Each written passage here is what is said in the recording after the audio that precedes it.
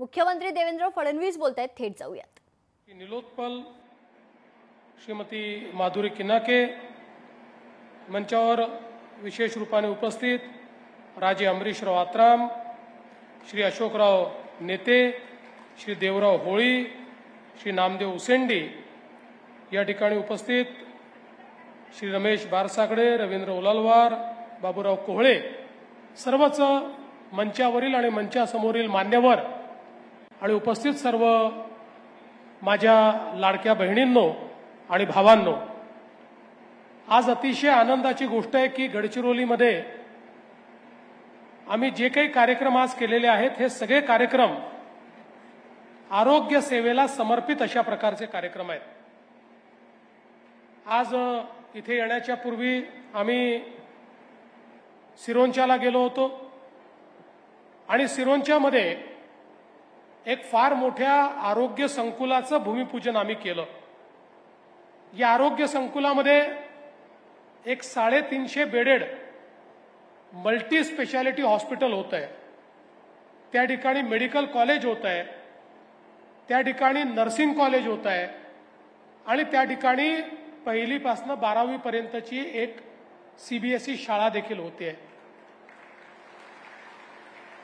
हे हॉस्पिटल याकरता महत्त्वाचं आहे की आज आपल्या देशामध्ये आणि महाराष्ट्रामध्ये जी सगळ्यात प्रथितयश हॉस्पिटल मानली जातात त्यातलं 1 नंबरचं हॉस्पिटल म्हणजे पुण्याचं रुबी हॉल क्लिनिक आहे।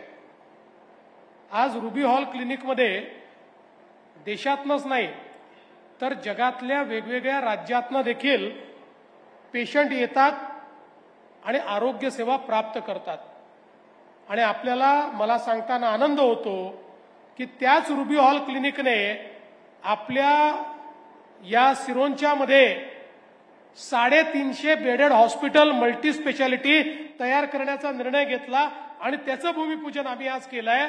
म्हणजे जागतिक स्तराच्या सगळ्या व्यवस्था ज्याच्याकरता आतापर्यंत आपल्याला मुंबई, पुणे किंवा हैदराबादला जावं लागायचं अशा सगळ्या प्रकारच्या ट्रीटमेंट आता सिरोंचामध्ये आपल्याला उपलब्ध होणार आहेत। अशा प्रकारचे हॉस्पिटल आपण तयार केलं आहे आणि त्यासोबत मेडिकल कॉलेज होत आहे, त्यासोबत नर्सिंग कॉलेज होत आहे। नर्सिंग कॉलेज याकरता महत्त्वाचं आहे, आज देशामध्ये नर्सेसची मागणी मोठ्या प्रमाणात आहे। आमच्या ग्रामीण भागातल्या ज्या आमच्या मुली आहेत, या मुलींनी जर नर्सेसचं ट्रेनिंग घेतलं, त्या ठिकाणी डिग्री घेतली तर अतिशय चांगल्या प्रकारची नोकरी आणि रोजगार हा त्यांना प्राप्त होऊ शकतो। त्यामुळे एकीकडे आरोग्य सेवा ही चांगली होणार आहे आणि दुसरीकडे एक चांगली संधी देखील या ठिकाणी मिळणार आहे। आणि बाबांनी जे सांगितलं की आपल्या स्थानिकांनाच तिथे संधी मिळाली पाहिजे, निश्चितपणे तशाच पद्धतीचं काम हे त्या ठिकाणी आपण करणार आहोत।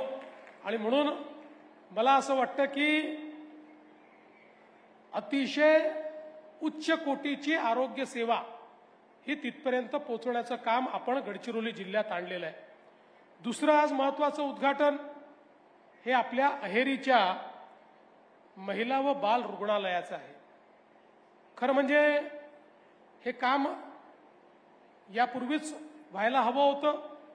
2010 साली याची घोषणा झाली होती, परंतु काही कारणाने ते होऊ शकलं नाही।